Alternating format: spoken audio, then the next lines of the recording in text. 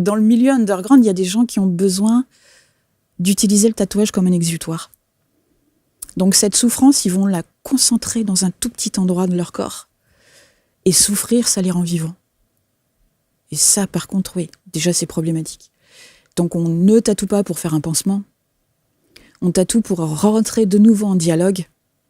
Et ça m'a ouvert des portes qui, aujourd'hui, je ne peux plus tatouer autrement.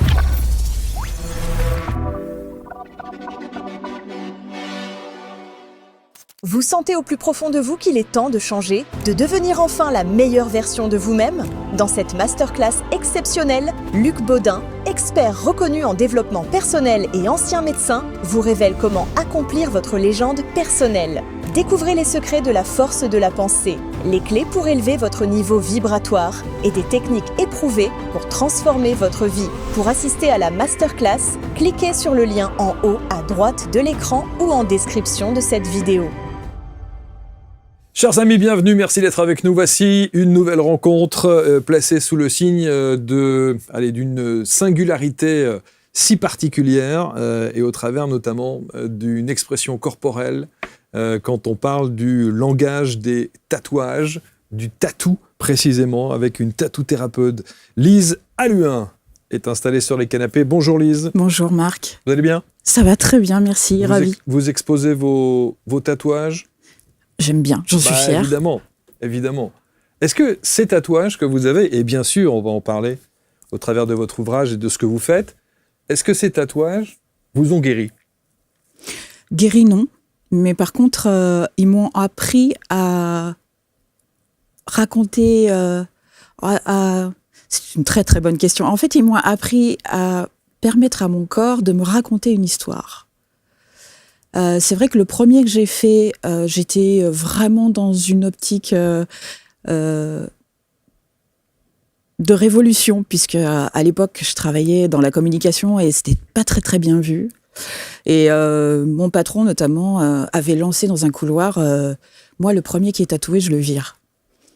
Et à l'époque, j'avais un petit peu envie de partir. Je me suis dit, tiens, ce serait une aubaine. Bonne occasion. Donc, ça a été le premier, vraiment, une façon de le faire, vraiment une façon révolutionnaire de me tatouer. Et après, au fur et à mesure... Il vous a viré? Non. Ah. Non. C'était loupé. Mais par contre, voilà, j'étais l'effarouchée du service, du coup, un peu la rebelle. Et c'est vrai que c'est une image du tatouage, la rébellion, l'anarchisme, qui peut aussi montrer que le tatouage a eu ses lettres de noblesse, et puis a eu des courants dans l'histoire où c'était pas spécialement bien vu. Donc ça a été mon premier. Et après, il y en a eu bien d'autres. Il y en a eu bien d'autres, évidemment. Est-ce que vous vous souvenez du tout premier, alors? C'était lequel? Il était où? Dans ma nuque. Dans la nuque? Ouais, une clé de fa.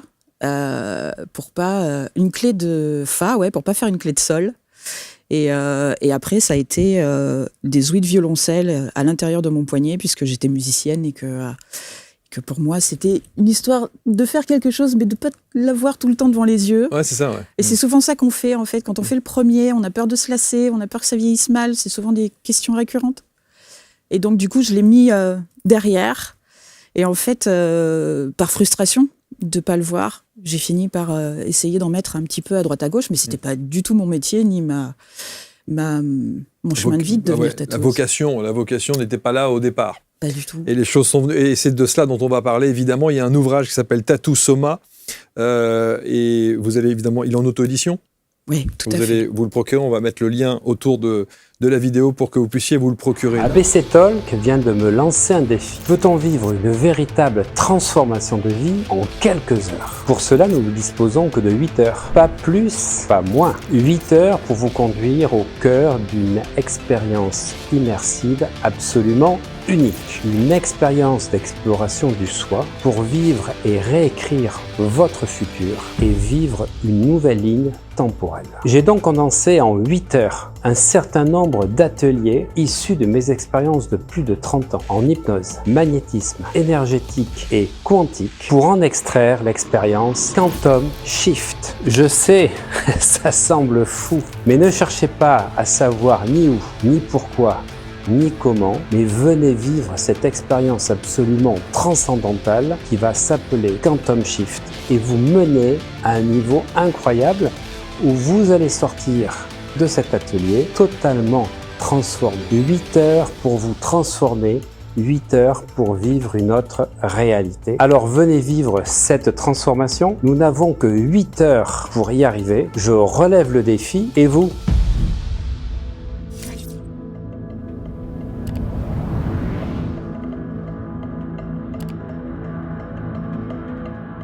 Là où la douleur a laissé une trace, il y a un chemin de guérison. C'est pour ça que je vous ai dit tout à l'heure, est-ce que ça vous a guéri ? Indirectement, mais pas véritablement. Je l'ai découvert que bien après.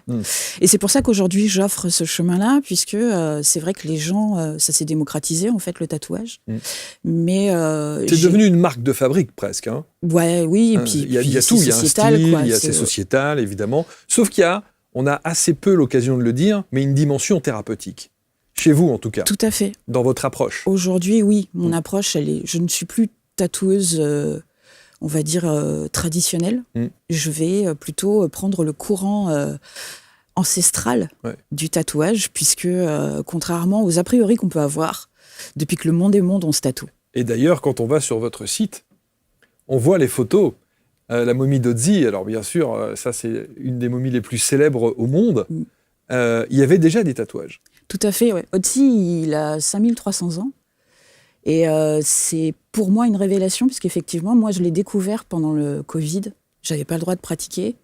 Et par synchronicité, je tombe par hasard, et je mets vraiment des guillemets, sur ce corps où un article d'une revue scientifique nous dit « ça y est, on l'a enfin passé sous un scanner ». Et je me dis « mais c'est qui ce type ?» Et je n'étais pas du tout chercheuse de momies à l'époque.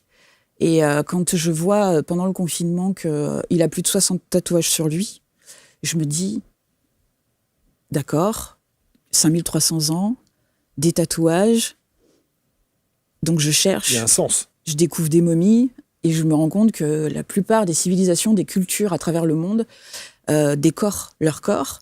Mais Ötzi, il avait une particularité.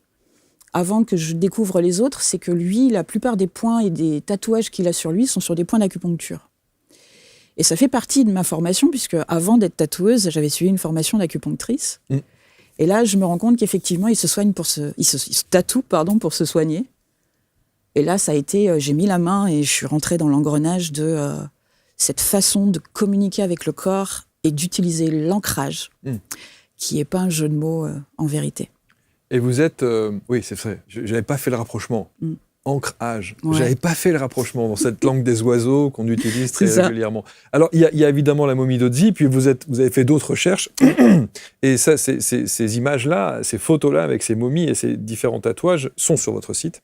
Oui, c'est pour expliquer effectivement que les gens qui peuvent avoir peut-être une approche du tatouage un peu réfractaire, en disant que c'est mal vu, c'est rock'n'roll, c'est underground. C'est pas faux, c'est pas faux. Certes, ça fait partie d'un courant, mais c'est pas que ça. Et leur montrer qu'effectivement, il y avait 3 façons de se tatouer à l'époque qui dépassent notre ère. On se tatouait pour des raisons thérapeutiques, pour se soigner. On se tatouait pour des raisons magiques. Puisque quand on est comme ça, dans des époques éloignées, je crois que la plus ancienne momie tatouée qu'on a découvert, c'est 5000 ans avant Jésus-Christ. On n'écrit pas, on laisse pas de traces écrites encore. Et donc, notre corps va être le témoin de cette histoire. Et notamment, cette égyptienne qui a ses œils d'Horus sur la gorge, elle les utilisait de façon magique. Mais on a trouvé aussi des tatouages dans le bas des reins, puisque grâce au tatouage, elle permettait de favoriser toutes les douleurs qui avaient un lien avec les problèmes les maux féminins, de dos et problèmes féminins aussi. Ah, ok. Et aussi grossesse, même si aujourd'hui, c'est mal vu. Et ben à l'époque, c'était tout l'inverse. Alors, ce qui est assez incroyable, c'est quand vous faites ces recherches-là, on explique de quelle manière étaient faits ces tatouages ? Les chercheurs qui s'intéressent justement à ces momies-là, d'ailleurs, faut pas croire que c'est des personnes qui vont être hermétiques à leur découverte, parce que quand on les consulte dans les universités, ils nous partagent volontiers en fait leur documentation. Et du coup, effectivement, quand aujourd'hui les technologies leur permettent de pouvoir explorer de façon plus claire ce genre de traces du temps, on va avoir énormément d'informations sur l'origine des encres, Déjà, voilà, l'origine, la texture, la nature, le exactement, composé. ouais. Et puis les outils qu'on utilisait à l'époque, qui étaient des outils naturels. Hein, c'est de la pierre, c'est de l'os. Et c'est fait de façon traditionnelle, point par point. Je crois d'ailleurs, quand on parle des tatouages, et notamment du tatouage tribal, on continue à le faire de manière artisanale de façon aussi. ancestrale. Il y a encore des cultures et des civilisations, effectivement, aujourd'hui, Ouais. qui pratiquent encore le tatouage chamanique, le tatouage traditionnel, parce qu'ils traversent des corps pour eux. Et donc, ils utilisent le bambou, par exemple. C'est ça, et on y va... Voilà, ils martèlent. Ta. Ouais, effectivement, c'est pas super agréable. C'est pas comme, le truc le comme plus moment. agréable. Vous l'avez déjà fait sous Non, cette je me façon-là? suis Non, jamais tenté. Je voudrais vraiment trouver la personne suffisamment respectueuse de cette culture. Alors c'est vrai que on va avoir tendance à être attiré par un mouvement artistique. Le maori peut être très beau, C'est vrai. mais moi j'ai quand même un certain respect pour les cultures. Je ne dénature jamais un symbole. Et si je devais me faire tatouer en traditionnel, je pense qu'effectivement, je chercherais longtemps pour trouver le bon tatoueur. Peut-être aller sur place. Oui, bien sûr. Déjà. Évidemment. Hein, déjà, à la base. Ça va de soi. Alors, on va voir bien sûr votre parcours de vie. Je voudrais juste faire une petite parenthèse parce que vous savez, ici, on a l'habitude de recevoir un professeur en médecine qui est un grand cancérologue, qui s'appelle le professeur Henri Joyeux. Oui. Et on avait parlé un jour des tatouages. Donc déjà, il m'a dit, mais quoi, les tatouages, hein? Et de l'impact de l'encre. Tout à fait. Et la qualité de l'encre qui est à prendre en considération parce que cette encre pouvait avoir des effets très négatifs sur notre santé. C'est vrai? Et pas que. Effectivement, les gens qui vont se faire tatouer n'ont pas le réflexe en fait de demander ce qu'on utilise comme produit. Exact. Après, dans les années en 2021, il y a eu l'Union européenne en fait qui a mis son droit de veto sur le sujet, notamment pour les encres de couleur. Moi, je tatoue jamais en couleur. Déjà qui ont énormément de difficultés à se débarrasser même quand on passe au laser. Il y a certains pigments qui ne partent pas. Il y a des pigments qui vont être effectivement allergènes, donc ça peut être très désagréable. À l'époque, on ne faisait pas attention, notamment avec l'encre rouge. On pouvait avoir des tatouages qui démangent à vie. Et puis, il va y avoir effectivement, si le protocole sanitaire n'est pas respecté, tous les désagréments qu'on peut avoir, puisque pour un organisme vivant, le tatouage, c'est pas naturel. Donc, et c'est pour ça aussi que ma clientèle, quand elle vient me voir, elle peut avoir ce comportement de je vais faire un joli dessin sur moi. Et moi, en fait, je vais déjà commencer à déconstruire leur façon de voir ce que peut être un ancrage, parce que il va avoir un impact sur 3 corps différents. Le corps physique, certes, auquel on ne demande pas son avis. Le corps émotionnel, parce que il y a des enjeux quand on fait un acte définitif sur son corps. Et le corps psychique, parce que il y a qui nous sommes avant d'être tatoués et qui nous sommes après être tatoués. C'est pour ça que votre approche est singulière, parce que, comme tout bon thérapeute, il y a ce qu'on appelle l'anamnèse, c'est-à-dire la discussion qu'il peut y avoir, l'avant-action, l'avant-mise en place et l'avant-pratique. Donc, vous, il y a une vraie discussion. Parce que quand vous arrivez chez des tatoueurs, par exemple, bonjour, j'ai choisi, merci, je règle, allons-y, et on y va. C'est ça. Vous voyez ce que je veux dire? Oui. Vous êtes dans une toute autre dimension et approche. C'est ce qui m'a frustrée, effectivement, quand j'ai fait mes griffes. Il a fallu que je travaille dans un shop de tatouage, et c'est pour ça que je parlais de tatouage traditionnel. Et en tout cas, j'incrimine personne, mais dans l'environnement où moi je travaillais, c'était un quart d'heure. On reçoit la clientèle. Hop, hop. Je veux une rose, une date. Bam, on met un rendez-vous dans l'agenda et après on pose la personne. Alors certes, on fait les asepsies, etc. Mais on pénètre le corps de façon un petit peu à la chaîne sans trop de considération. Et le problème, c'est qu'en ayant une formation en acupuncture, moi, j'avais le réflexe de poser toujours la question « Pourquoi ? Pourquoi vous voulez ça ? Et pourquoi vous le voulez là ?» Et puis il y a eu beaucoup de frustration parce que pendant cette année, je faisais toujours la même chose.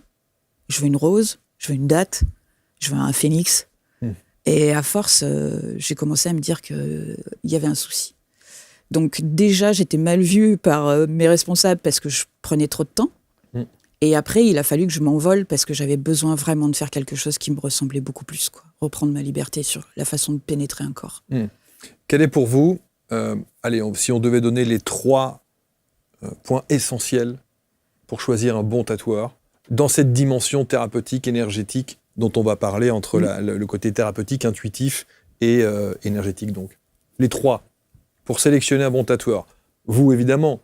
Ou une Ça tatoueuse, dépend mais- de la sensibilité. Moi, personnellement, parce Ouais. que je veux parler au nom de personne, mais moi, personnellement, si je fais confiance à un confrère pour lui donner mon corps, effectivement, j'aurais besoin qu'il m'écoute. Donc l'écoute. Ouais. Qu'il ne juge pas ma réalité. Parce que depuis que je travaille, je me suis rendu compte qu'il y a autant de réalités qu'il y a d'individus. On vient tous avec notre vérité personnelle. Et après, il va falloir décortiquer, mais ça, c'est important. De Ça pas veut dire quoi ma réalité? Ça veut dire quoi? Ce que vous désirez? Oui, en fait, il y a des gens... Moi, je reçois un spectre qui est très large aujourd'hui dans ma façon de travailler parce que la symbolique est hyper importante. Bien sûr. Donc, il y a une certaine culture du corps, déjà, une culture du symbole, et une culture aussi de la psyché de la personne. Parce qu'elle va venir avec des croyances, et comme on le disait au début de cette interview, l'ancrage, c'est quelque chose qui va avoir un impact aussi, et pas que la nature du pigment. On va se retrouver face à une personne qui peut ancrer à l'intérieur d'elle des croyances limitantes, des autoflagellations. Et je ne veux pas me sentir coupable ou responsable, complice De ça. d'une croyance limitante. Donc en fait, savoir écouter, ça devient un art aujourd'hui. Et après, il va y avoir aussi la personne qui me rencontre, l'intention. Parce que quand j'étais en acupuncture, en première année, mon maître me disait « Tu es la première aiguille ». Et si mon intention n'est pas ancrée, Clairement. j'ancre aussi mon mood à l'intérieur de la personne que je reçois. Donc il faut déjà qu'il y ait un feeling et ne pas donner, entre guillemets, tous mes corps à un professionnel parce que soi-disant il va mieux savoir. Parce qu'il y a souvent ce comportement de « Qu'est-ce que t'en penses, toi ? Est-ce que je devrais le mettre là ? Tu trouves que ça fait bien ?» J'avais des comportements comme ça au studio avec la famille, par exemple. On pose un stencil, on fait une photo, on envoie vite à maman, aux copains. « Ouais, t'as vu ? Ok. Il est bien là, placé comme ça ? Non, mais demande à maman. Ok, j'y vais, c'est bon ? Ouais, c'est bon, on peut y aller. » Et donc, on demande en fait à l'extérieur ce qui normalement est quelque chose qui a un rapport avec soi. Donc là, des fois, il faut un petit peu freiner, prendre du recul et dire « Oula, Et vous pouvez dire non. pardon ?» Et vous pouvez dire non. Ben, bien sûr, j'en ai refusé effectivement des tatous, puisque dans le milieu underground, il y a des gens qui ont besoin d'utiliser le tatouage comme un exutoire. Donc cette souffrance, ils vont la concentrer dans un tout petit endroit de leur corps. Et souffrir, ça les rend vivants. Et ça, par contre, oui, déjà c'est problématique. Donc on ne tatoue pas pour faire un pansement. On tatoue pour rentrer de nouveau en dialogue. Et ça m'a ouvert des portes qui, aujourd'hui, je peux plus tatouer autrement et je pourrais pas revenir en arrière. C'est important cette phrase que vous venez de dire. Hein. Tatouer, ça rend certaines personnes vivantes. La puissance, je trouve que cette phrase, elle a une puissance particulière parce que quand on voit quelqu'un de tatoué, la première réflexion qu'on se fait, c'est de se dire elle a dû morfler un peu quand même. Hein. Ça n'a pas dû être simple. Peut-être. Elle a souffert un peu. Donc, la Ouais. classe. C'est souvent, non mais c'est très réducteur. Non mais, Non, mais c'est vrai. vous voyez ce que je veux dire? Ouais. Et encore plus, évidemment, quand il est positionné dans des endroits où on sait que particulièrement, N'est-ce je pas? pense à des endroits ici, je pense à d'autres endroits, évidemment. Bon, Oui, ça peut chatouiller un peu. ça peut chatouiller un peu quelque part. Et donc il y a ça, il y a cette réflexion là qui consiste à dire que si il ou elle a pu supporter ça, ça doit être quelqu'un qui a un caractère bien particulier, bien trempé, bien spécifique. C'est vrai que ça peut donner cette image, effectivement, d'avoir transcendé une espèce de rituel. Et c'est rituel, un tatouage. C'est vrai qu'aujourd'hui, comme ça s'est démocratisé, il y avait encore cette mode de est-ce que, par exemple, tu as un petit peu de crème anesthésiante ou, Et moi, justement, je pratique un tatouage qui est censé faire moins mal, puisque j'utilise l'acupuncture déjà pour permettre au système nerveux de se réguler un petit peu, parce qu'inconsciemment, même si on arrive en mode tiens le coup, j'explique aux gens que c'est déjà violent de dire ça à son corps. Je vais chez un tatoueur, vas-y, il va falloir que tu t'accroches. Et puis on va même couper la respiration. Et puis on va anticiper. Attention, je vais commencer. Allez, vas-y. Pourquoi ? Si on est dans un lâcher-prise et dans une acceptation, en fait, le tatouage, il n'a aucune raison que ça se passe mal. Parce qu'on sait où on va. Donc le premier objectif, moi déjà, c'est d'essayer de réguler toute la psyché qui va rencontrer au corps « Ah, ça va être chaud là ». Et donc le corps, en fait, il va se mettre en exergue, il va utiliser ses hormones et son stress, donc de la cortisol, pour se dire « Ok ». Et là, on dépense énormément d'énergie déjà. C'est une déperdition énergétique qui est inutile. Donc on stabilise. Et après, on demande l'autorisation si on peut rentrer. Cette stabilisation, elle passe par les points d'acupuncture. Ouais. Ok. J'ai des points très très simples, parce que j'ai continué en fait indirectement à me former aussi sur l'acupuncture, même si normalement mon statut ne me permet pas de pratiquer. Je vais faire de l'acupression. Et Nadia Wolf donne par exemple des outils gratuitement. C'est voilà les petits points qu'on peut utiliser au quotidien. Et ben en fait, je vais d'abord pratiquer avec mon tatoué ensemble pour relâcher la pression. Et ensuite, une fois qu'il est relâché et détendu, on va faire d'abord une prise de météo, c'est-à-dire que je vais d'abord frôler le corps avec mon outil, parce que si déjà le corps m'exprime des réflexes, c'est que c'est pas OK. Donc on écoute d'abord le langage non verbal, et c'est ce que je dis à mes clients, la plupart du temps, moi le langage verbal c'est le filtre Instagram. Donc je me dis OK, d'accord, tu peux me dire, tu sais je vais très bien moi dans ma vie. Et puis avoir la tête qui dit non. Donc déjà, entre ce que tu me dis et la façon dont tu te comportes, c'est pas OK. Mais je vais toujours souligner, tiens, regarde le comportement que tu as là, t'as vu ce que tu es en train de faire ? Et on remet de la conscience. Ah oui, Et souvent, ça les fait rire. Donc après, derrière, une fois que le langage non-verbal a fini de s'exprimer, il est en ouverture et en accueil. Et on réassocie la tête et le corps. Puisque pareil, les Chinois, ils ont dit cette phrase très juste, si l'esprit est perturbé, le corps souffre. Si le corps est perturbé, l'esprit souffre. Donc, on réassocie, on intègre. L'intégration, pour moi, c'est primordial. Ça peut être de la théorie quand on parle. On a l'impression d'avoir compris quelque chose, mais le corps, lui, il n'avance pas à la même vitesse. Bien sûr, bien sûr. C'est vraiment intéressant parce que on comprend que vous ne puissiez pas en faire 15 par jour. Non. Clairement.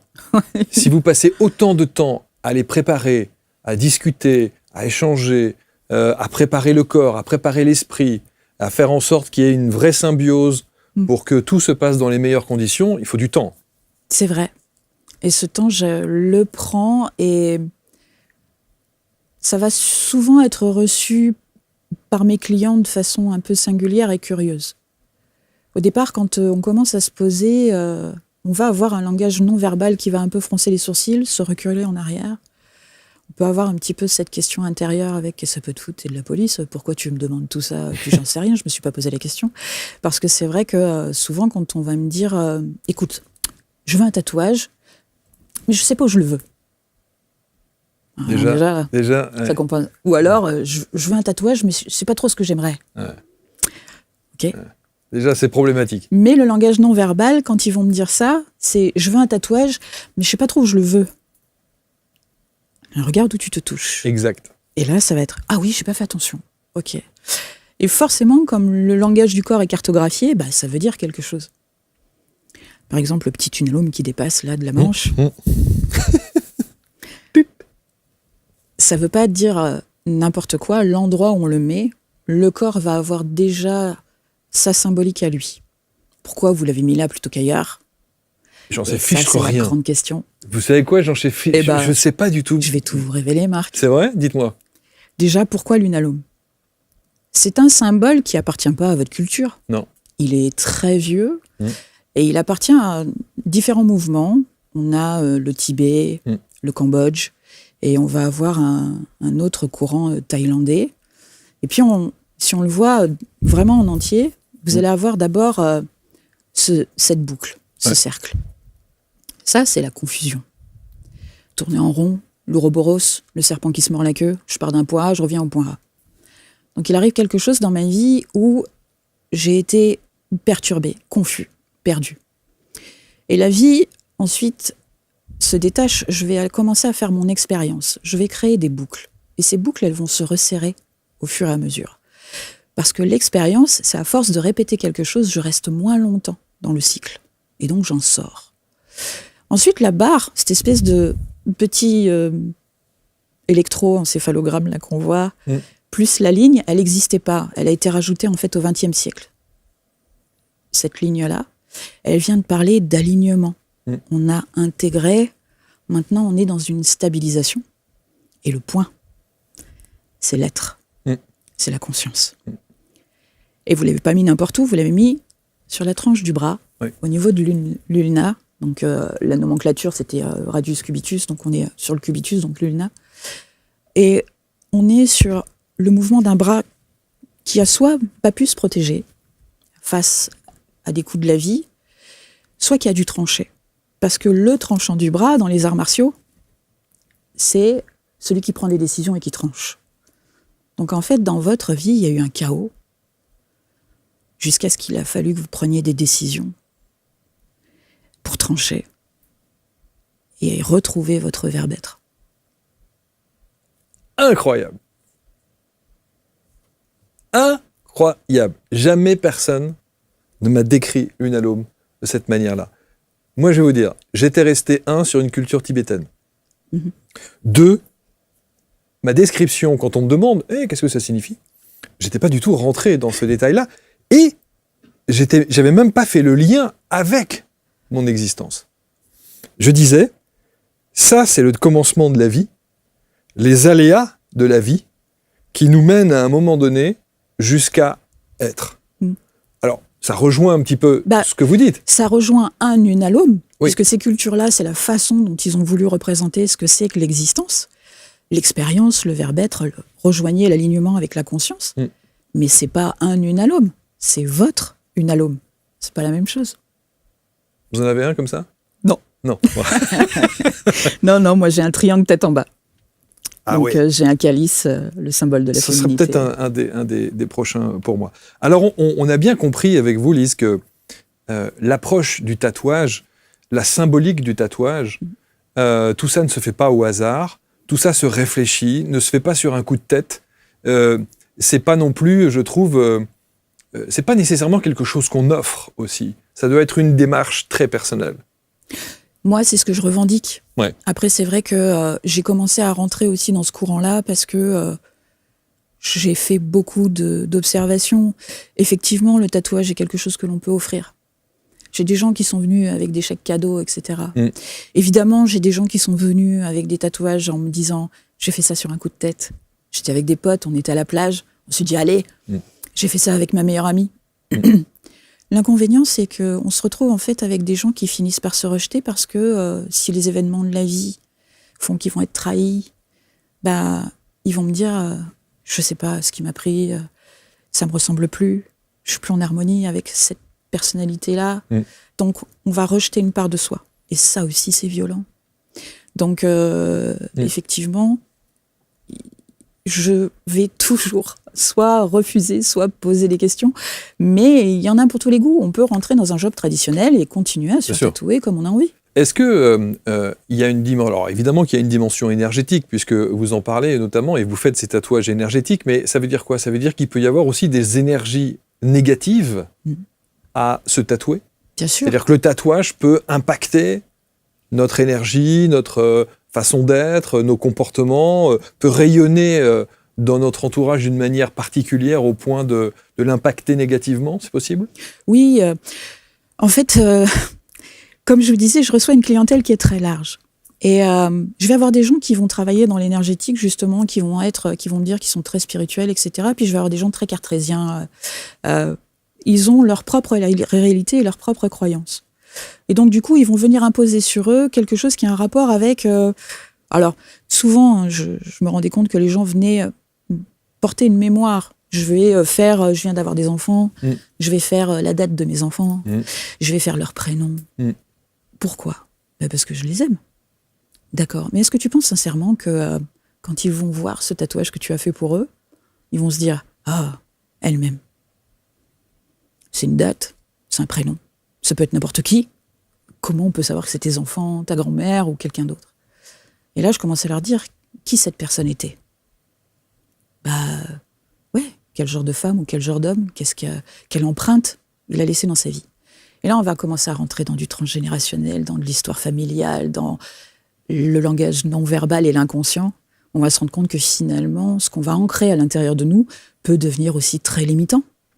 Et si on donne notre corps, par exemple, à un artiste qui va utiliser notre corps comme un médium, c'est pas notre histoire qu'il tatoue. On peut donner des cartes blanches à des artistes qu'on apprécie.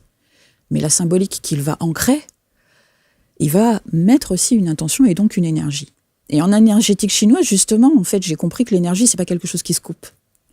On peut demander à n'importe quel physicien de couper de l'énergie, ça se coupe pas.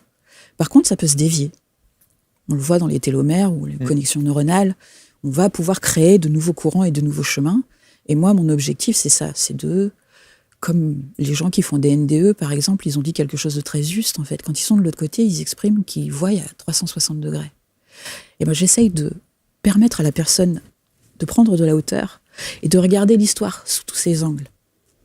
Pour ne pas partir avec un déterminisme de on m'a dit que j'étais comme ça, ou il faut que je fasse ça, je sais pas pourquoi je dois le mettre à ce endroit-là, mais donc on décortique. Mais ça veut dire qu'il y a des tatouages énergétiques qui, par définition, ont redonné, je sais pas, une autre énergie, ou changé, qui ont changé la nature des gens, leur comportement. C'est vrai. Toujours. L'intention de la personne. On peut avoir une très très bonne intention, mais si la personne en face n'est pas au courant, c'est quand même plus sympa d'être en collaboration, d'être en co-création, pour avancer vers quelque chose qui va nous sécuriser, parce que effectivement, on est acteur de ce qu'on va faire. On sait pourquoi on le fait, on sait pourquoi on le voulait, et on va avancer avec moi. Je ne suis pas juste là pour me comporter comme une sachante. Je vais simplement poser des questions comme le petit prince. J'ai plein de gens qui viennent me voir comme des petits princes. Dessine-moi un mouton. Sauf que eux, en fait, ils vont me dire « Dessine-moi la résilience. Dessine-moi l'émancipation. » J'ai même eu une fois une personne qui m'a dit « Dessine-moi une caresse. » Wow. Vous savez dessiner des caresses, vous ? Donc il faut être sûr. Qu'est-ce que vous avez fait pour ça ? Vous avez fait quoi ? Pardon ? Pour dessiner une caresse, vous avez fait quoi ? C'est sur mon compte Instagram, okay. Je l'ai posté. Ça a été compliqué pour moi parce qu'en plus, elle a une histoire particulière, cette caresse-là. Mais aujourd'hui, les gens savent que on dit qu'une image vaut 1000 mots et que souvent, en fait, eux-mêmes ont énormément de difficultés à mettre les mots sur ce qu'ils ressentent. Oui. Et voire même, ils ne se connaissent même pas, puisque des fois, ils vont ne pas savoir nommer un endroit de leur anatomie. J'ai une personne, une fois, qui me dit « Ouais, je voudrais un tatouage sur mon omoplate. » Je lui dis « Ah, vous voulez derrière ?» Il me dit « Non, là. » Je dis « Alors ça, c'est la clavicule. » Il me dit « Oui, l'omoplate de devant. » D'accord. Ok. Alors, on va reprendre depuis le début. Ça va être sympa. Hein, voilà, donc, on voit la considération qu'il a avec son corps, et puis la façon dont il nomme. Et puis après, ça va être des phrases qui vont souvent traduire les choses en images, parce que quand ils ressentent quelque chose, ils vont utiliser des endroits de leur corps, ils vont utiliser des organes, parce que émotionnellement, c'est toujours, tu vois ce que je veux dire, c'est comme. Et ce que je leur dis, c'est qu'effectivement, pour comprendre un concept, il faut que ce soit très très simple. Si je commence à arriver à étaler ma science, à vous parler d'anatomie, alors que c'est même pas votre vocabulaire, votre encéphalo, il va être plat. Puis on sait aujourd'hui que voilà, la concentration, elle est limitée, c'est 8 secondes d'attention, donc il faut pas non plus que j'en rajoute des tonnes. Donc je fais toujours des images pour que ce soit simple, et Einstein, il disait ça. Si on a compris un concept, il faut savoir l'expliquer simplement. Quitte à en parler à un enfant de 5 ans. Tous les tatouages que vous avez ont tous été faits en conscience ? Non. À l'époque, c'est mon corps qui parlait à travers moi. Et il a fallu que je me réaligne pour avoir les tenants et les aboutissants. Et c'est ce que j'ai écrit dans mon livre, en fait. Mon corps, ça a été mon journal intime. Et inconsciemment, je suis rentrée, en fait, en dialogue avec lui et aussi avec la découverte de mon inconscient. Puisque mon inconscient, c'est 95% de ma boîte crânienne et mon conscient, c'est 5%. Donc, une fois que je suis rentrée dans qu'est-ce que la conscience, qu'est-ce que l'énergie, et que je puisse l'expliquer simplement, et ben là, je suis rentrée dans un monde où je me suis rendu compte que des fois, le corps, il faisait des choses de façon automatique malgré nous, qu'on était un petit peu gouverné par nos croyances, par nos biais cognitifs, par nos biais de validation, et que c'est pas nous qui parlions parce qu'on était multidimensionnels.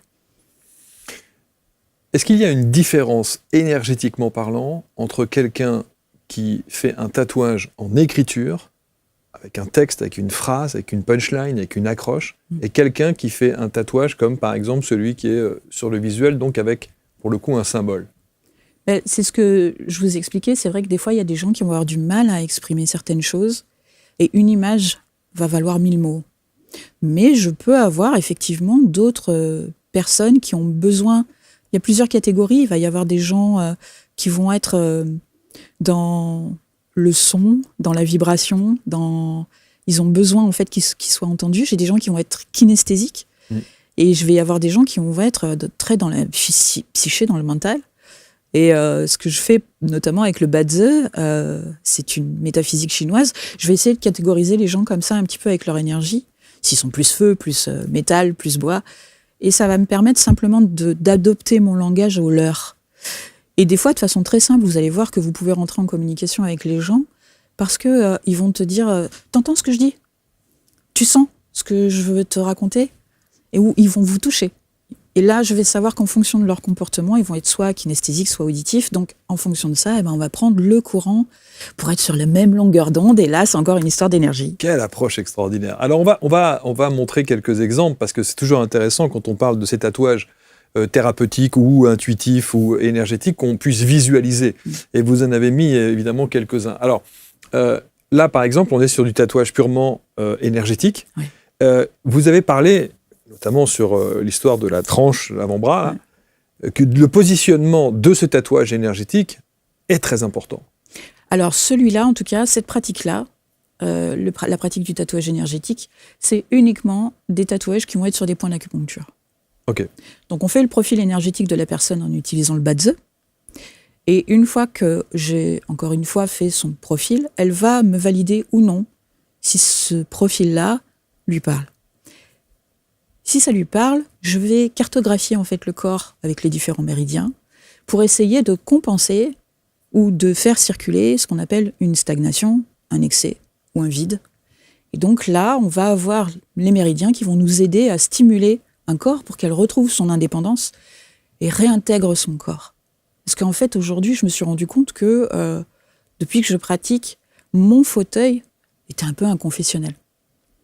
Et je me retrouve en fait à me rendre compte que d'après les statistiques, notamment ces derniers temps sur tout ce qu'il y a sur la santé mentale, il y a 64% en fait de la population qui préfère déposer des choses qui sont lourdes chez un coiffeur, une esthéticienne ou un tatoueur. Mais nous, on n'est pas formés pour ça. Donc quand on nous dépose ce genre de choses, c'est parce que souvent, on va se rendre compte qu'ils sont dissociés. Ils ne se rendent même pas compte que ce qu'ils déposent, c'est lourd. Et qu'on ne peut pas rester comme ça. C'est parfois même intolérable d'entendre certains destins de personnes. Donc là, le tatouage énergétique, c'est reprendre contact avec un dialogue. Et il y a des points qui, ne serait-ce qu'une minute d'acupression, peut vraiment avoir comme ça une façon de communiquer avec lui. Et sur les 365 points que moi j'ai étudiés, il y en a plus de 800 en fait. Il y en a énormément. Mais ce que je trouve très intéressant, c'est que regardez n'importe quelle carte d'acupuncture, vous allez voir les organes, les méridiens, mais il n'y a pas de cerveau. Alors que pourtant le cerveau est un organe. Mais pour les Chinois, l'empereur, c'est le cœur. Et souvent, vous allez utiliser votre cœur pour parler de vérité. J'ai eu un coup de cœur. Ça vous obsède un petit peu. Vous vous dites « Ah, j'ai vu quelque chose, il faut que je retourne le chercher. » Des fois, il n'y est plus. Et vous dites « J'aurais dû. » Et puis, quand on vous ment, il faut que vous en ayez le cœur net. C'est pas le cerveau que vous allez nettoyer. Et puis quand vous faites quelque chose qui vous plaît, vous y allez de gaieté de cœur. Quand on vous blesse, il faut mettre du baume au cœur. Ou même quand vous dites oui, alors que vous vouliez dire non, c'est pareil. Hein. La gaieté de cœur, elle n'y est pas. Le cœur à l'ouvrage. Vous allez voir que le cœur a ses raisons que la raison ne peut connaître. Donc il y a ce dialogue avec la raison et le cœur. Mais les Chinois, le bibliothécaire, en fait, ils ne l'ont pas cartographié. Parce que lui, il range, il classe, il organise, il structure. Mais par contre, c'est l'empereur qui prend des décisions.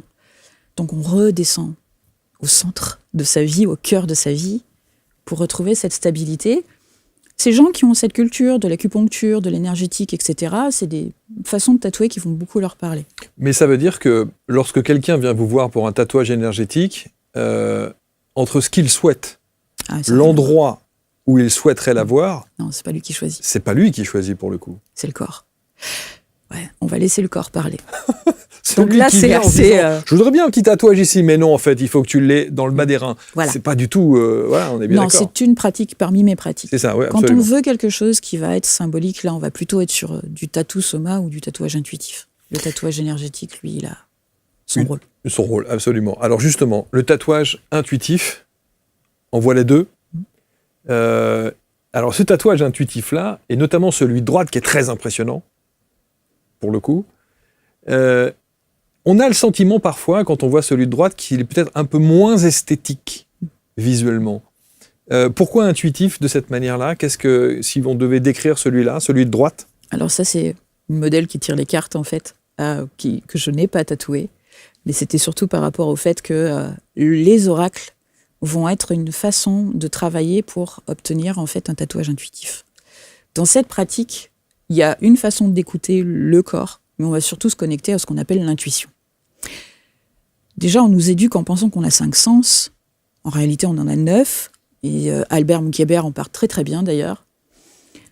Mais l'intuition, pour lui notamment, ce n'est pas un 6e sens, par exemple, c'est une cognition. Donc quand on est dans cette culture du quantique, etc., on sait que la conscience est délocalisée, et donc du coup, l'intuition va fonctionner un petit peu de la même façon. D'ailleurs, moi, ce que je dis à mes clients quand ils me disent « dessine-moi l'émancipation », je leur dis « moi, l'inspiration, je ne vais pas la chercher à la boulangerie tous les matins. Hein. Il va falloir que je l'inspire. Donc il faut bien qu'elle m'intègre et qu'elle vienne de quelque part. » Désire-moi. Dessine-moi la résilience. Donc je vais lui dire, c'est pas moi qui vais dessiner la résilience, c'est toi qui vas aller chercher ce qu'est la résilience. C'est clair. Et donc le tatouage intuitif, il va simplement connecter les gens à soit quelque chose qu'ils maîtrisent déjà très très bien, parce qu'ils pratiquent, ils ont une certaine forme de spiritualité, soit des gens qui ont un peu le cul entre deux chaises, comme on dit, et donc du coup qui vont pas savoir à quel sens vouer. Et là je vais leur dire, vous savez quoi, on va aller voir. Et pour ça, c'est pas moi qui vais vous le dire. Parce que j'ai des gens qui viennent me voir en disant « Alors, on m'a dit que mon animal totem, c'était un loup, une chouette. Alors, je viens me faire ça. » Je suis « Mais vous êtes allé voir ?»« Comment ça ?» On m'a dit. C'est clair. Je fais « Imaginez-vous que vous êtes au XIVe siècle, à l'époque de l'Inquisition, et on vous dit que la Terre est plate. Et puis, votre progéniture regarde l'horizon en vous disant « Maman, il y a quoi là-bas ?» Et là, vous allez lui taire en disant « Si tu vas au bout, tu tombes. » On m'a dit. On m'a dit. Mais t'es allé voir, maman ? Et donc, ça va être plus fort que lui. La progéniture va monter sur un bateau pour aller voir s'il tombe ou pas. Mais sa croyance va faire que soit il va l'imiter, soit il va mourir de chagrin parce que sa chair et son sang est allé voir. Et que dans sa croyance, il est tombé. Et quand il reviendra, même, suppôt de Satan, c'est une hérésie, ce n'est pas toi, hop, au bûcher. Donc, on va voir par soi-même. On va faire l'expérience. Et si on est dans le ressenti, on n'est pas dans du mensonge. Donc la personne, en fait, elle va revenir avec moi. C'est juste un accompagnement. Moi, je mets la lumière, je monte des chemins. Mais par contre, je ne vais pas dire « Alors, ton animal totem, c'est nanana ». Non, je laisse la personne aller voir par elle-même. Et des fois, ça fait peur, parce que si je vois rien, si je sais pas, mais avec si, on peut mettre Paris en bouteille. Mais donc, ça veut dire qu'elle rentre chez elle, elle fait ce... Non, on est ensemble. Ah, vous le faites ouais. Ensemble. On prend 2 heures et on utilise des outils. Des fois, les gens viennent avec leurs propres outils, donc ils ont leurs propres oracles, etc. Et on va tirer les cartes d'une façon bien singulière, parce que quand on est dans le ressenti et qu'on utilise des outils, parce qu'on a envie de communiquer de façon intuitive, les images, souvent, elles peuvent utiliser nos biais cognitifs. Et du coup, moi, en fait, je leur fais tirer les cartes sans les regarder. Je leur fais d'abord ressentir les cartes. Elles vont rentrer en contact avec leurs cartes. Et on va rentrer dans « parle-moi ». Et on va simplement mettre la conscience où le corps va venir manifester. Parce que quand on remet de la conscience et qu'on intègre le corps, vous allez vous rendre compte qu'effectivement, on a un cerveau qui vous balance 60 000 à 70 000 pensées par jour. Sur cette journée de 24 heures, vous faites 35 000 choix. Et tout ça, c'est inconscient. Donc, vous pouvez avoir des yeux et des oreilles, là, avec moi. Par contre, vous avez oublié la sensation de la texture de vos vêtements sur votre peau. Parce que vous n'êtes pas pleinement entier et pleinement présent. Parce que je suis en train de parler de votre peau et de vos vêtements, là, votre cerveau, il connecte. Bien sûr. Donc, c'est en se rendant compte de ça que la personne, en fait, elle va comprendre qu'elle peut retrouver une confiance en son intuition, son instinct, qui sont des conditions humaines, c'est pas de la magie. Et elle va rentrer dans un jeu, le jeu de je m'amuse, j'explore, et le jeu de l'être qui parle avec elle tout le temps. Très intéressant. Juste un mot sur le tatouage de gauche. Ouais, là, on est sur du sigil avec de l'entrelac de la racine. Ça raconte une histoire transgénérationnelle. Une histoire transgénérationnelle qui concerne 3 femmes, une lignée, en fait, de femmes qui avaient une certaine culture du soin à travers les plantes. Et la grand-mère, notamment, entendait, elle communiquait en fait avec les plantes. La mère est pharmacienne. Et cette jeune femme, en fait, vient me voir parce que elle est partie dans des études très matérialistes. Et en fait, elle se rend compte qu'elle n'est pas du tout sur son chemin de vie, elle n'est pas épanouie. Et elle n'arrive pas, en fait, à prendre la décision de s'écouter, d'écouter le cœur, parce que elle pense qu'on est fier de son cheminement de vie. Et du coup, elle vient me voir avec cette peur de ne pas réussir à franchir le pas et d'écouter ce qui la ferait vraiment vibrer. Et donc, comme elle a une attache avec sa lignée qui est très fusionnelle, on sent que c'est des gens qui sont nés avec une éducation bienveillante, avec un sens de la transmission, mais que dans la famille, ces femmes-là, elles ne l'ont pas spécialement exprimé. Elle l'a appris en fait plus tard, à travers son cheminement. Et donc, elle va se faire tatouer comme ça ce lien qui s'entrelace par la racine, puisqu'en fait, c'est Carl Gustav Jung qui dit que c'est pas en regardant la lumière qu'on devient lumineux. Elle se rend compte, et d'ailleurs, je l'ai gardé aussi comme exemple, que quand on regarde un arbre dans la nature, il nous enseigne une grande sagesse. En fait, ses racines et ses branches poussent en même temps. Les racines, elles n'ont pas peur de plonger dans l'obscurité, en fait, pour aller puiser l'énergie et faire monter la sève dans le tronc. Et donc, la racine, c'est ses ancêtres. Le tronc, c'est elle. Et de ce tronc va pousser des branches, c'est-à-dire tout ce qui va naître d'elle. Donc, à travers les sigils, elle a représenté, en fait, c'est des espèces de talismans qui sont intuitifs. Il y a une rune en bas. C'est ça ce que j'allais dire, c'est les symboles des runes. Voilà. En fait, c'est un mélange de plein de cultures différentes qui lui parlaient. Et on utilise justement, sans dénaturer le symbole, puisque la rune garde son identité. Et du coup, est-ce qu'elle a changé d'orientation Aujourd'hui, oui, elle fait une professionnelle ? formation, effectivement, en naturopathie. En naturopathie, bon, et, voilà. ouais. La troisième catégorie, évidemment, c'est le tatouage thérapeutique. Alors là, parfois on se demande et on se dit, waouh, il y a un travail, celui de gauche par exemple, il semble, vous avez dû passer beaucoup de temps pour le coup. Ouais, enfin, ma spécialité, c'est la très finesse. très détaillé, hein. Voilà, c'est ça. J'adore utiliser des aiguilles très fines parce que j'aime beaucoup les détails et la précision en fait du geste. Avant, les gens pouvaient être très frustrés en me disant on m'avait fait un tatouage plus gros que ce que je voulais parce qu'on m'a dit que c'était pas possible, que ça rentrait pas. Et ça, cette frustration, ça a été aussi dans ma pratique quelque chose de frustrant pour moi parce que mon maître ne me permettait pas de tatouer fin. Alors que je savais que ça existait, donc j'ai essayé d'apprendre à travers ce qu'on pouvait m'enseigner, à travers les réseaux, etc. Et j'ai enfin pu pratiquer le tatouage fin, parce qu'on me disait « ouais, mais ça tient pas », etc. Donc moi, le souci du détail, ça me passionne. Et après, il y a aussi, encore une fois, le cadre, puisque je ne vais pas envahir le corps si la personne ne me le permet pas. Elle va cadrer l'espace où c'est censé commencer, où c'est censé s'arrêter. Combien de temps, juste, là, pour... Ça dépend des pièces. Les petites pièces sur les avant-bras qu'on a ici, ça prend 1 heure. Quand on est sur une pièce un tout petit peu plus importante, là, qui va prendre tout l'avant-bras, on va être sur 3 à 4 heures de travail. Et puis là, on est aussi sur... Il est zoomé, mais en fait, on est à peu près sur la même taille. Donc, on est sur des timings équivalents. Je reste une petite après-midi avec eux. Le tatouage thérapeutique, par définition, on se dit, qu'est-ce qu'il a de thérapeutique ? Quelle est la valeur ajoutée ? Qu'est-ce qu'il va apporter au travers de la symbolique du visuel qui est tatoué ? En fait, l'ancrage, c'est justement que la fin du cheminement. Le tattoo soma, donc le tatouage thérapeutique, tatou déjà, ça veut dire 3.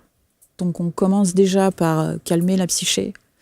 Je viens avec une démarche particulière. Je mets certains témoignages, notamment dans mon livre, où j'ai un jeune homme qui dépose quelque chose de compliqué. Il se confesse, il me dit, c'est soit je me tatoue, soit je me flingue. Ouf. Et je lui dis, ok, on va s'asseoir. Qu'est-ce qui se passe ? Il me dit, en fait, je suis en première année de médecine. Je fais, c'est super ça. Il me dit, non, c'est pas super. Je fais, pourquoi ? Il me dit, parce que, en fait, c'est de père en fils, on est dentiste, et mon grand-père est dentiste, mon père est dentiste, et donc j'ai fait une première année de médecine parce que je vais devenir dentiste. Et Et je lui dis, ok, ça n'a pas l'air de t'enchanter. Il me dit, bah non, parce que je suis nulle. J'aime pas ça, la médecine. Je lui dis, ok. Je fais, mais t'aimerais faire quoi? Et là, il me dit, bah, danser. Et je lui dis, danser. Je lui dis, t'en as parlé à ton père? Il me dit, bah, bien sûr. Mais voilà. Voilà, pas possible. Ça ne fait pas partie de ses objectifs. En C'est fait, ça. il explique que il s'est sacrifié, lui, pour devenir un dentiste de renom et que ses idées de danser, c'est déjà pas un métier et que il va pas déconstruire tout ce que lui, il a construit, en fait. Donc, Tattoo Soma, c'est d'abord le mental qui raconte « j'ai pas le choix et je dois faire quelque chose qui me plaît pas ». Puis après, on rentre dans le corps. Et le corps, lui, il s'exprime autrement puisqu'on voit que la danse est partout dans sa vie. Donc, on fait une première étape où on va commencer à rentrer dans « on m'a dit » ou « ce que je crois savoir ou devoir ». Et après, on va rentrer dans un corps qui, lui, va dire tout autre chose. Et ça, c'est la deuxième séance. Et la troisième séance, on rentre dans le cœur. Parce que lui, en fait, il va vraiment écrire la genèse de l'histoire de pourquoi on est là. Quand on est un tout petit haricot magique dans le ventre de maman, par je ne sais quelle magie, parce qu'aujourd'hui, scientifiquement, on ne sait pas l'expliquer, mais le premier truc qui va se mettre à battre, c'est le cœur. Et après, on va avoir un système nerveux qui va commencer à avoir une mémoire, mais on n'a pas de psyché. On philosophe une fois qu'on est dehors. Donc, avant d'être un cerveau, la genèse de l'histoire, c'est le cœur. Mais avant de rentrer dans le cœur, on va se rendre compte qu'il va y avoir des polarités entre le yin et le yang, la dualité entre le jour et la nuit, et ce qu'il y a d'obscur à l'intérieur de nous qu'on ne veut pas regarder parce qu'on trouve ça moche. Et moi, j'adore ça, en fait, rentrer dans le côté obscur. Mais ça fait peur, donc il faut du temps. L'acte symbolique, Jodorowsky, en fait, a été très inspirant pour moi parce que, en fait, il l'a manifesté sous différentes formes. Et je me suis dit que finalement, l'ancrage, on ne le fait qu'à partir du moment où on a réintégré, en fait, ces corps-là, et que la manifestation de cet ancrage va simplement communiquer avec la psyché, parce que quand nos yeux nous tombent dessus, il va nous servir de nord, de boussole intérieure. On a de nouveau une destination. Si on ne sait pas où on va tourner en rond. Il y a des gens qui arrivent avec des a priori ou des choses comme le phénix, comme on peut avoir cette femme comme ça qui a ses ailes déployées qu'on pourrait interpréter comme un ange, mais on peut le voir comme on veut. Souvent, on vient me dire, je renais de mes cendres, et je vais faire un phénix, parce que le langage de la psyché, donc les biais cognitifs, vont nous envoyer sur la symbolique de la Renaissance. Mais en fait, quand on va dans la culture du symbole, c'est pas du tout ce qu'il raconte, le phénix. Oui, il renaît de ses cendres, ok. Mais il existe depuis quand? Et puis comment il faisait et d'où il vient? Je sais pas, moi la dernière fois que je l'ai vu, c'était dans Harry Potter. Ok. En fait, il va construire son nid. Il va mettre des épices aromatiques parce qu'il sait qu'il est en train de préparer en fait son échafaud. Il va se donner la mort. Il va s'embraser, il va s'immoler par le feu parce qu'en fait, il est maudit. Il peut pas rejoindre les cieux et l'éternel. Il n'est pas dans l'évolution. Il revient au même endroit, sous la même forme, éternellement. Donc là, on est vraiment dans une boucle qui est fermée et on est prisonnier si on tatoue ça. Si on tatoue l'évolution, on va tatouer quelque chose qui nous ressemble, qui parle de nous, et on va pas simplement aller chercher dans la culture populaire un symbole qui veut dire que, alors que c'est pas notre véritable histoire. Donc le tatouage arrive qu'à la fin.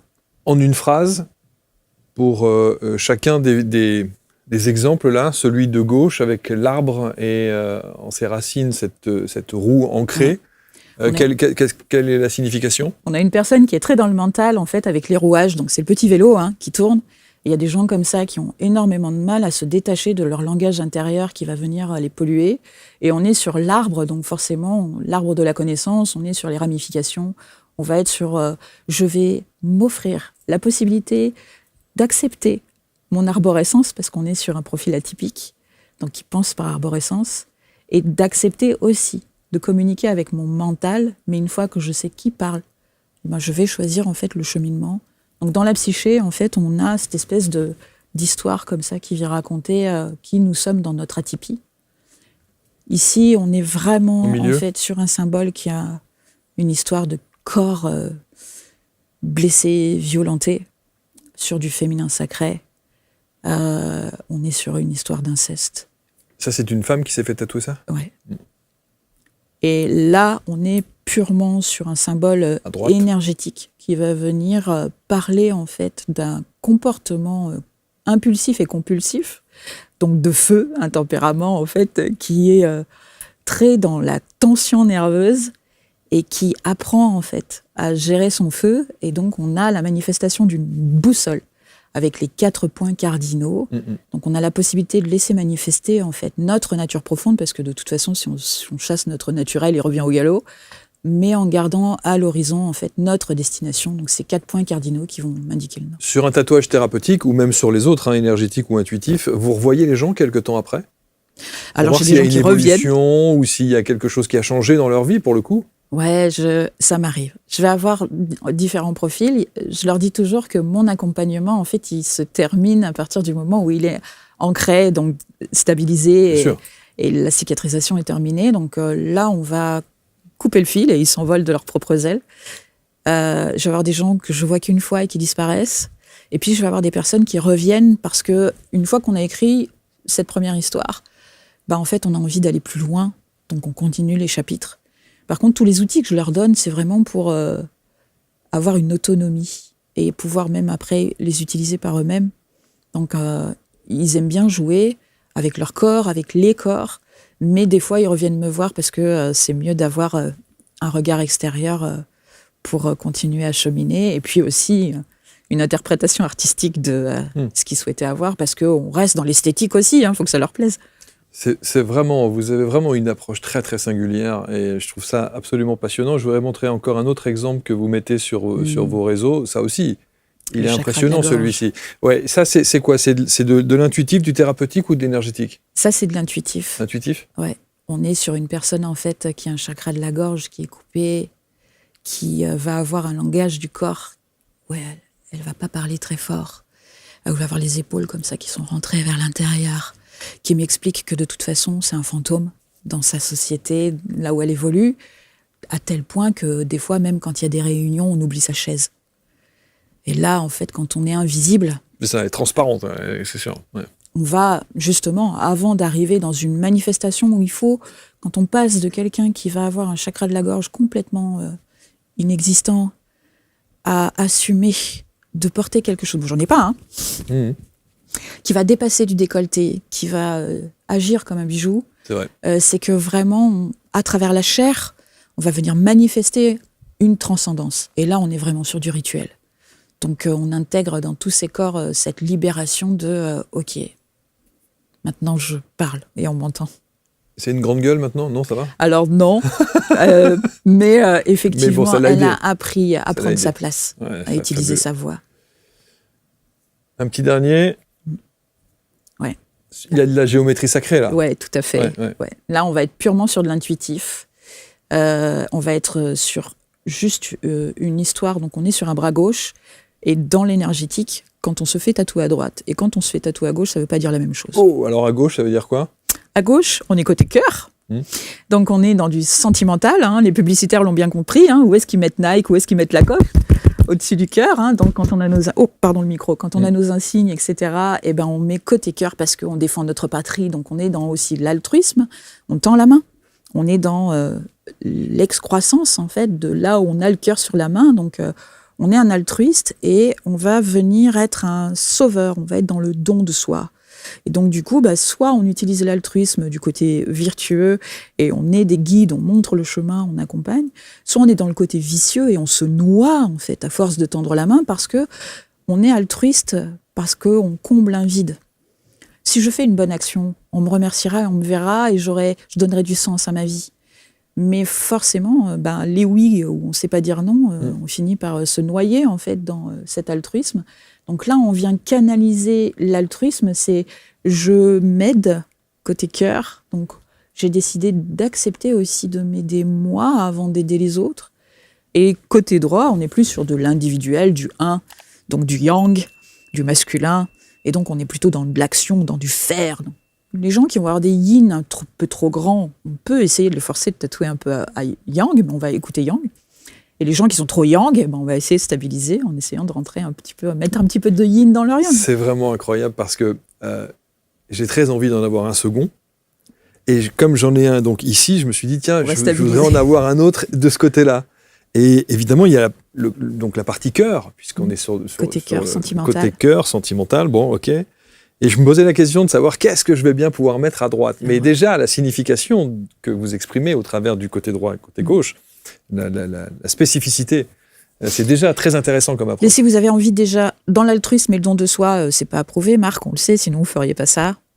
Le chaos qui a été transcendé en fait par le verbe être que vous avez fait du côté droit, c'est parce que si vous avez fait ce tatouage-là, gauche, pardon, effectivement, c'est parce que ce tatouage-là a un rapport en fait avec les événements personnels que vous avez vécus, mais dont vous n'êtes pas le seul responsable. Il y a eu l'extérieur qui a eu un impact aussi sur ce chaos-là.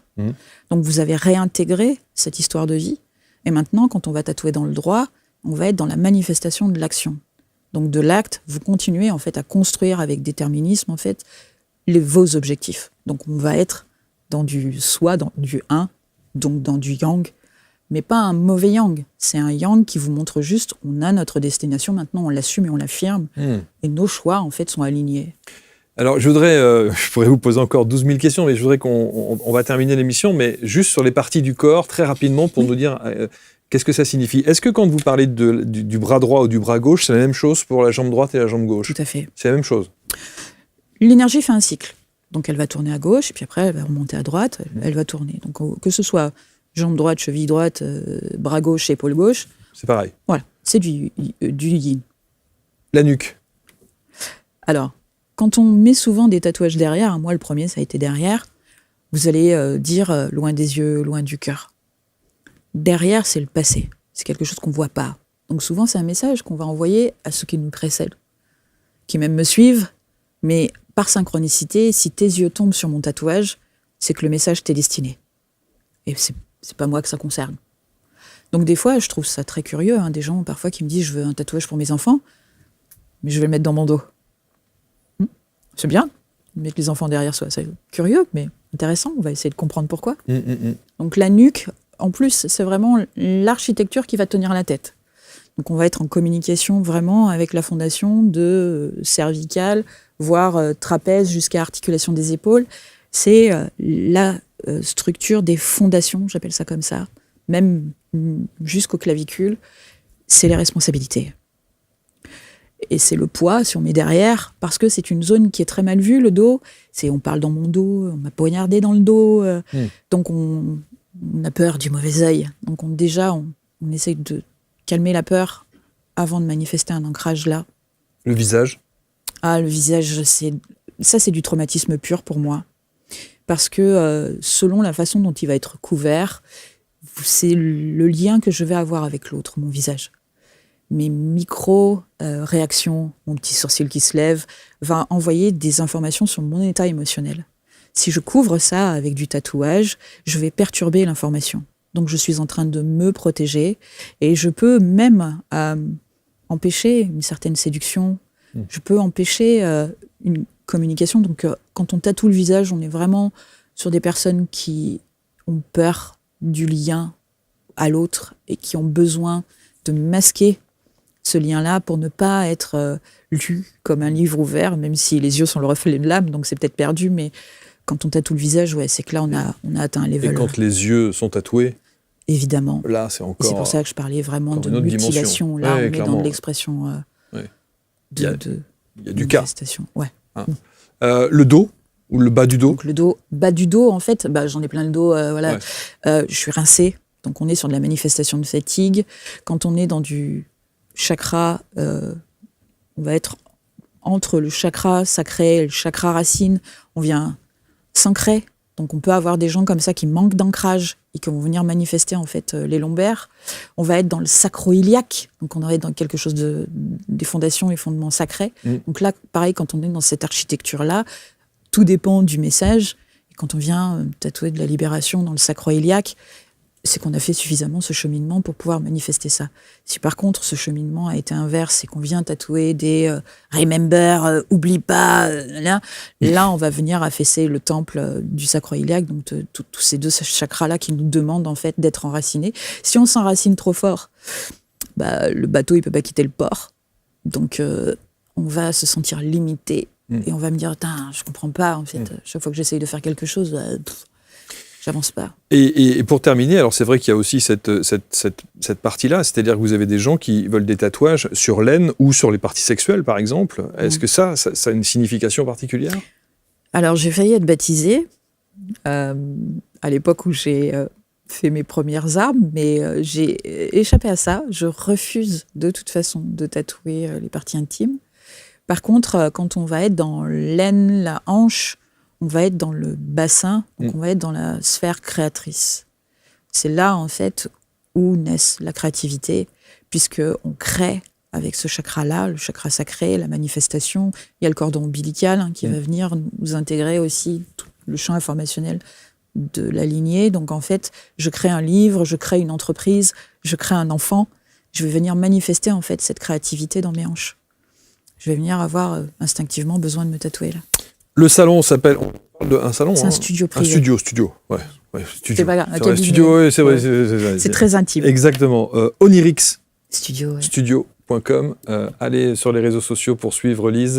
Allez voir sur le site internet, regardez un petit peu tout ce qui est proposé. Le livre qui est ici, Tattoo Soma. Vous savez que quand j'ai vu la couverture, sans aller plus loin, et j'ai vu Soma, j'ai vu le mot somatisation. Oui, Soma en latin, ça veut dire corps. Et tattoo, donc en swahili, ça veut dire 3. Et comme la symbolique est ma passion, j'ai codé la couverture. Puisque on va avoir Saint Jean-Baptiste, qui est aussi un petit privilégié de Léonard de Vinci. Il va y avoir plein de petites choses comme ça sur la couverture qui parlent du livre. Et donc, Tattoo Soma, le A et le O, l'alpha et l'oméga, le début et la fin. Wow. Donc, les 3 corps... pour parler justement de comment notre corps nous parle à travers le tatouage, inconsciemment. On vous met le lien autour de la vidéo, évidemment. Est-ce qu'il y a un projet de tatouage chez vous, là, prochainement ? Alors moi, j'aimerais bien, mais j'ai pas le temps. Bon. Mais il y a plein d'autres projets à venir qui sont tout aussi passionnants. Il faut être majeur. Pardon ? Il faut être majeur. Quoi ? Il faut être majeur. Ah, oui, tout à fait. Obligé. Alors, j'ai des dérogations, mais uniquement quand je suis en communication avec des thérapeutes psychiatres, notamment. En fait, je reçois des jeunes qui ont fait des tentatives de suicide, donc qui sont mineurs, qui sont accompagnés par leurs parents, parce que les psychiatres qui étudient en fait le tatouage disent qu'on vient ancrer ce qui est désancré. Et souvent, quand on est dans l'automutilation, le tatouage va avoir en fait un effet inverse sur la façon dont je vais traiter mon corps. Donc ça m'arrive de communiquer et de collaborer en fait avec d'autres formes de thérapeutique. Très intéressant. Bravo. Merci beaucoup, Lise. Avec merci plaisir. infiniment. Merci pour le descriptif. Et puis, il faudra venir à Grenoble, aux alentours de Grenoble. C'est ça. Eh oui, parce que le studio est là-bas. Ouais, ça m'arrive de me déplacer à l'occasion. J'ai des confrères gauche, chez qui vous pouvez on va tellement venir, parce que là, évidemment, tout le monde va se dire moi, je voudrais quand même prendre cette dimension et l'expertise que vous donnez au travers de tout ce que vous proposez. Merci infiniment, commentez comme toujours avec bienveillance, passionnant, et on va en entendre parler évidemment de cette émission. Merci à tous, prenez soin de vous, ne faites pas n'importe quoi, faites-vous bien accompagner, parce qu'on a vu que la dimension du tatouage était quand même quelque chose de... C'est important, c'est pas... C'est un ancrage. Ouais, autant le faire en conscience. Ouais, faisons les choses en conscience, c'est cela, oui. Merci beaucoup, Lise. Merci à tous. On se retrouve très vite pour une prochaine rencontre. Merci.